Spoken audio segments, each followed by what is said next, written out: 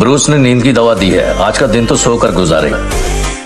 आप लोग इनका ख्याल रखिए, मैं लौटते वक्त कुछ जड़ी बूटियां लूंगी। तुम कहाँ जा रही हो? थानोस को मारने।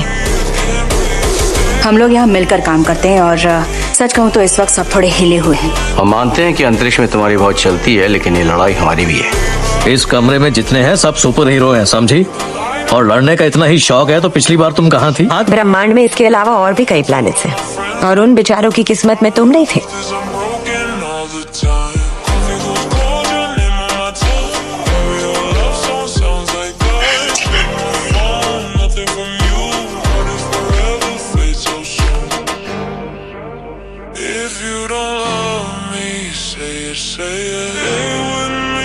लड़की में दम है।